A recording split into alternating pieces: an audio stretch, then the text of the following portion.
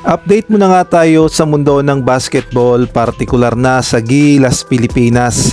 Update nga tayo sa Gilas, ayon nga sa report ay nasa New Zealand na at nagpa-practice na doon.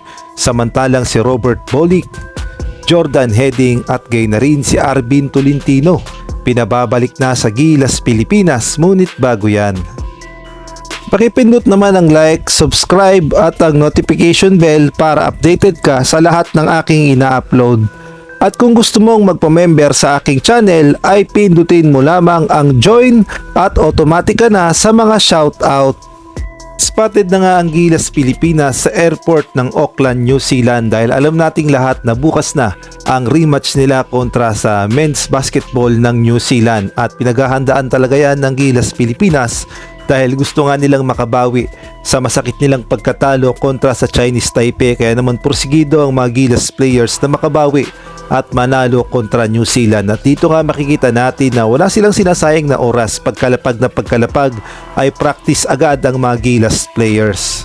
Samantalang todo ensayo na rin ang New Zealand at hindi nga nila hinaaksaya ang panahon dahil alam nila ang kapasidad ng Gilas, Pilipinas at alam din nila na motivated ang Gilas players na makabawi sa masakit nilang pagkatalo sa Chinese Taipei, kaya naman sineseryoso talaga ng New Zealand ang kanilang pagpapractice upang sabayan ang Gilas, Pilipinas sa kanilang magiging rematch. At ang ticket naman sa laban ay sold out na sa Spark Arena, Auckland.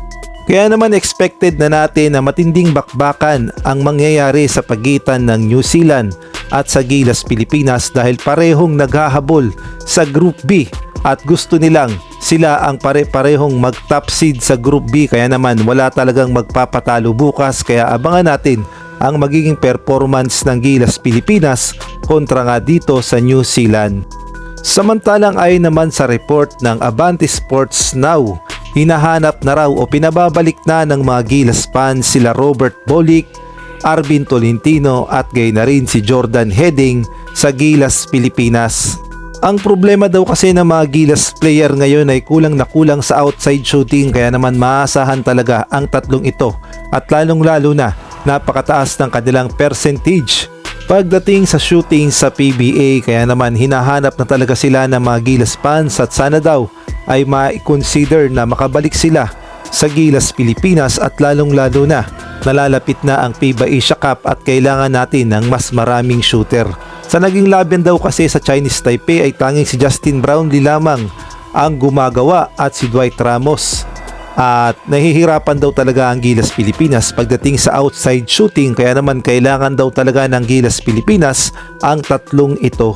At kung kayo naman ang tatanungin, sa tingin nyo, kailangan na bang ibalik sa Gilas, Pilipinas si Arvin Tolentino, Robert Bolick at Jordan Heading?